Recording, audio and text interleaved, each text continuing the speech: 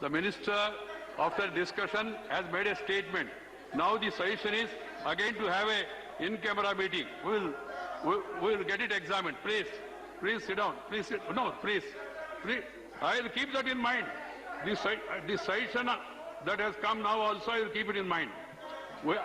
The minister is in touch with me. He met me also in between. He explained to me the situation there, and then it was decided we will wait for some time. I have conveyed it to certain leaders also. Then today, the minister wanted to take the House into confidence. He has made a statement. Let us not create controversies and unnecessarily send wrong signal to the country. I shall keep this in mind about people who want to meet the minister in camera. I shall keep it in mind. Right, please. So, Subhash Chandra Bose. Sir, thank you, sir. Subhash Chandra. No, please, sir. Please. He knows, he understands. He understands, others need not. Please. Mahatma Gandhi జాతీయ ఉపాధి హామీ సుభాష్ చంద్రబోస్ మహాత్మా గాంధీ జాతీయ ఉపాధి హామీ పథకం కింద గత సంవత్సరం 1,11,100 కోట్ల రూపాయలు మంజూరు చేస్తే మరి ఈ ఫైనాన్షియల్ ఇయర్లో కేవలం 73,000 కోట్లు మాత్రమే బడ్జెట్లో ప్రతిపాదించడం జరిగింది అధ్యక్ష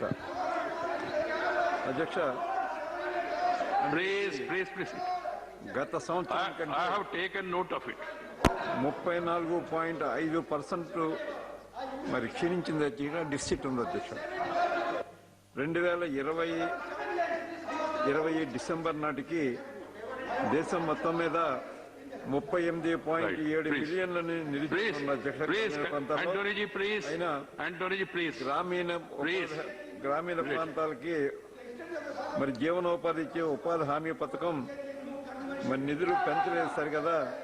34.5 దురదృష్టకరం అధ్యక్ష. ఇది ఇంత పెద్ద మొత్తంలో గతంలో ఎన్నడూ తగ్గించలేదు అధ్యక్ష.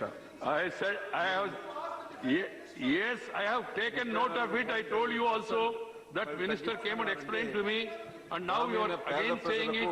I shall keep it in mind and try to take the view of the government. దాని మీద ఒకసారి గౌరవ మంత్రి గారు for the time being and the talks are going on, please cooperate. ఉన్నాను అధ్యక్ష. Yeah, right.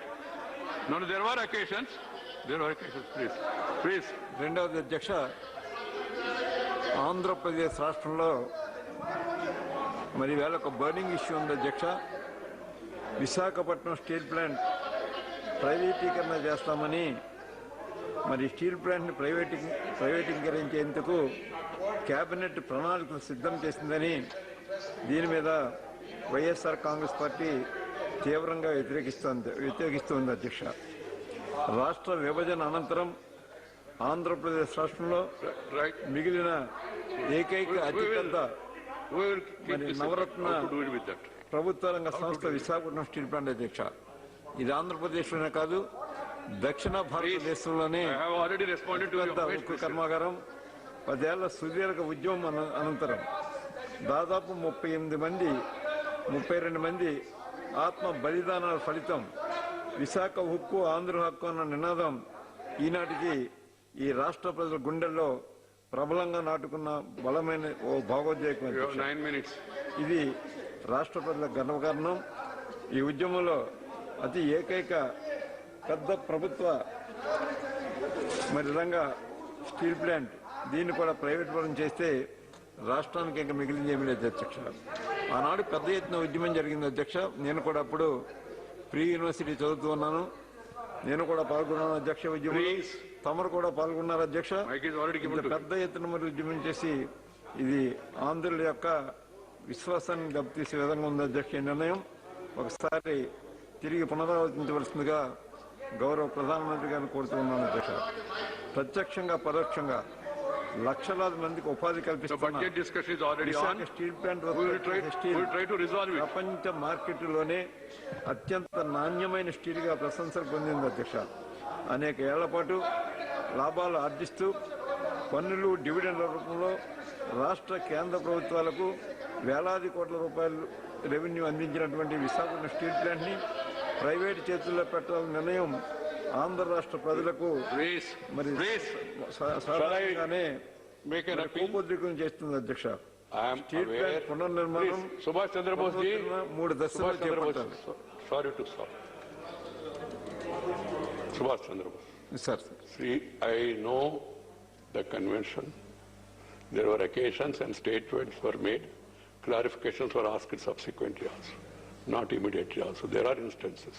Let us not be selective on that. Secondly, I also remember what Jairam Ramesh is trying to time and again remind me. See, I have taken up the matter with the defense minister. He came and met me and he told me, sir, discussions are going on with the neighbor and we're at a delicate stage. Just let us wait. Then again, the other day, when I met some leaders, I don't want to name them, opposition leaders, I told them also, this is what the the defense ministers told me. And thirdly, to make it brief, thirdly, again, yesterday, defense minister met me. We discussed it. And then defense minister said, I want to now share with the parliament some of the details of discussion that are going on between both the countries. And after consultation within the Ministry of Defense and External Affairs and then officers, he has come with a statement, and yesterday night he called me and told me, sir, I want to take the House into confidence today. I said, okay. Then I permitted him. He made, to my knowledge, a fairly elaborative statement. I never deny that there is no right to the members to ask any supplementaries on any issue.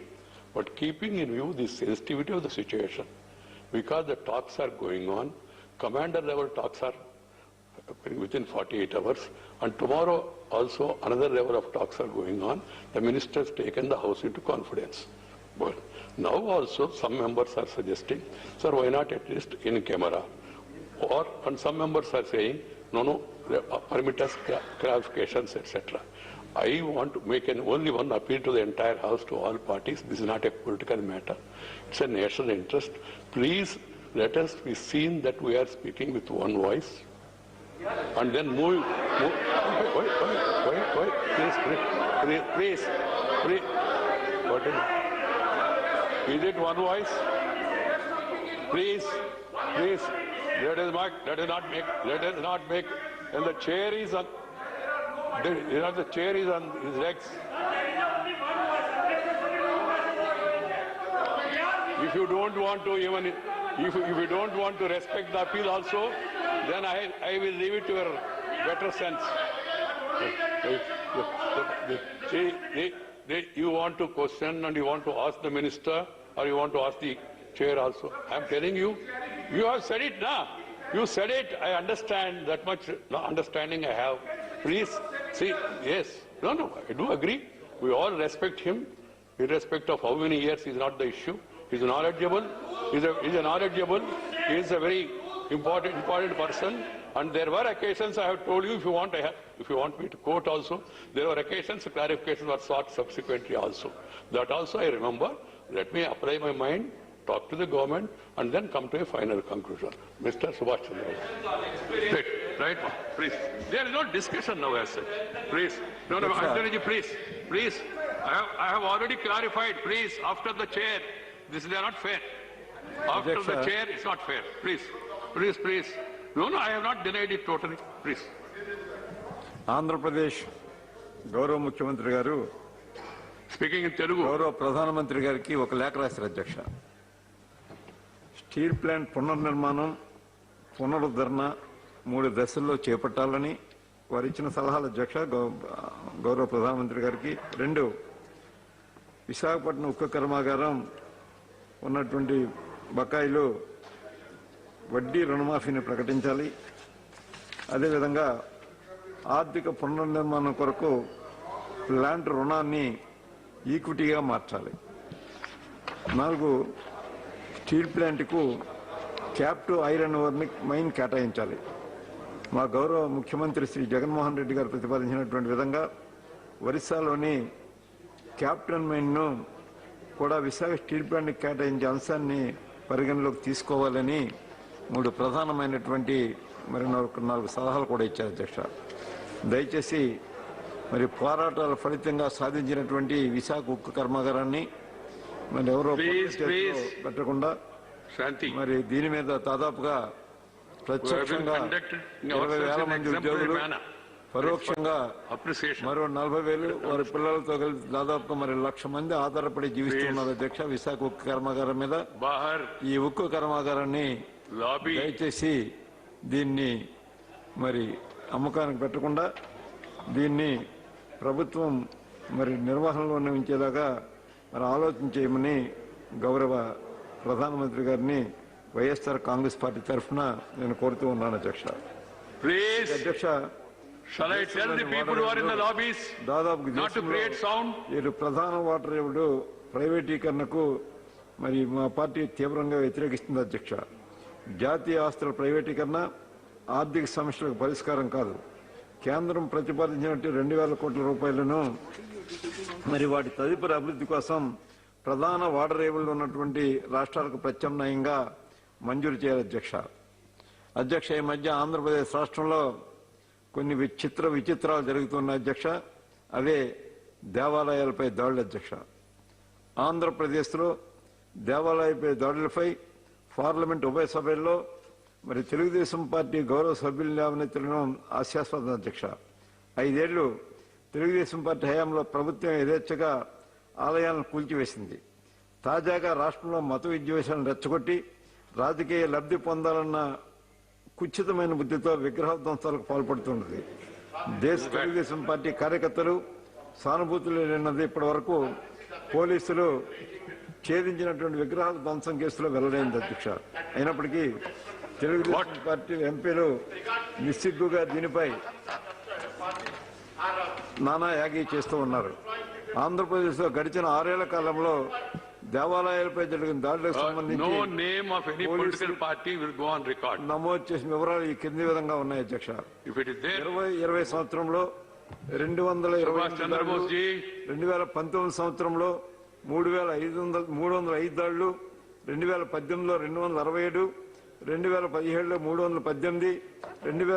2019లో 332, 2016లో ఒకసారి చూసుకున్నట్లయితే 332, 2015లో 290. ఈ విధముగా right. దేవాలయాలపై దాడులు జరిగిన అధ్యక్ష. 2016లో 2017లో వరుసగా మరి 332, 318 దాడులు జరిగాయి. వైఎస్ఆర్ ప్రభుత్వం అధికారంలోకి వచ్చిన తర్వాత ఈ సంవత్సరంలోని ఈ సంఖ్య అత్యల్పంగా 228కి తగ్గింది. దేవాలయాలపై జరిగిన దాడులను మేము తీవ్రంగా ఖండిస్తున్నాం అధ్యక్ష. ఈ ఘటనలను నిగ్గు తేల్చడానికి రాష్ట్ర ప్రభుత్వం స్పెషల్ ఇన్వెస్టిగేషన్ టీం ఏర్పాటు చేసింది.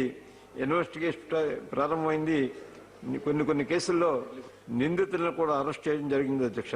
ఈ అంశంపై దీర్ఘకాలిక పరిష్కార దృక్పథంతో మరి గౌరవ ముఖ్యమంత్రి శ్రీ జగన్మోహన్ రెడ్డి గారి ఆదేశాల మేరకు రాష్ట్ర వ్యాప్తంగా మత విశ్వాసాల కమిటీలు ఏర్పడ్డాయి.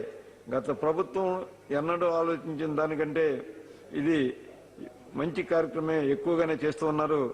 దేవాలయాలపై జరిగిన కొన్ని దాడుల్లో పాల్గొన్నట్లు సీసీటీవీ ఆధారాలు కూడా లభించాయి అధ్యక్ష. అలాగే మత మార్పిడి అంశం ఇది కూడా మరి ఈ మధ్య తీవ్రమైనటువంటి చర్చ జరుగుతుంది అధ్యక్ష. ఆంధ్రప్రదేశ్ రాష్ట్రంలో మరో మతంపై విద్వేష వ్యాఖ్యలు చేసినందుకు ఇప్పటికే ప్రవీణ్ చక్రవర్తిని పోలీసులు అరెస్ట్ చేశారు అధ్యక్ష.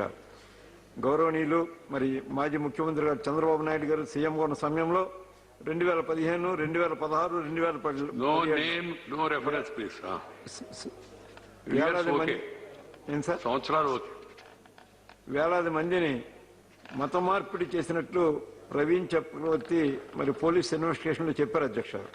ఈ దీక్షలో మరి ఆనాటి ముఖ్యమంత్రి పాల్గొన్న క్రైస్తవ మిషనరీల నుంచి కూడా డబ్బులు తీసుకున్నారని ఆయన పాలనలో బయట వ్యక్తులు చేసిన స్టేట్మెంట్ లోపల చెప్పడానికి లేదు.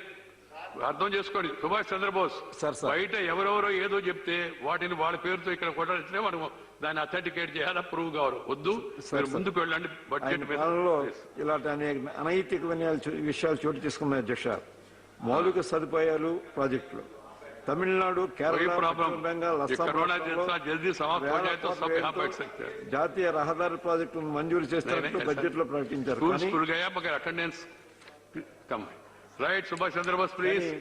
ఆంధ్రప్రదేశ్ సంబంధించి జాతీయ రహదారి ప్రాజెక్టులు ఒక్కటి కూడా మనకు ప్రకటించలేదు అధ్యక్ష. కొచ్చి, బెంగళూరు, చెన్నై మరియు నాగ్పూర్ కొరకు మెట్రో రైలు ప్రాజెక్టులు బడ్జెట్లో పెద్ద ఎత్తున నిధులు కేటాయించారు. కానీ ఆంధ్రప్రదేశ్ ప్రజలు చిరకాలంగా ఆశిస్తున్నటువంటి విజయవాడ, విశాఖపట్నం మెట్రో రైలు ప్రాజెక్టు గురించి బడ్జెట్లో ఎలాంటి ప్రస్తావన చేయకపోవడం మనం తీవ్రమైన నిరసన వ్యక్తం చేస్తున్నాం అధ్యక్ష. విశాఖపట్నం కేంద్రంగా దక్షిణ కోస్తా రైల్వే జోన్ ఏర్పాటులో అసాధారణమైనటువంటి జాప్యం జరుగుతుంది. వాల్టేజ్ డివిజన్ కొనసాగిస్తూనే రైల్వే జోన్ విశాఖలో ఏర్పాటు చేయాలని కోరుతూ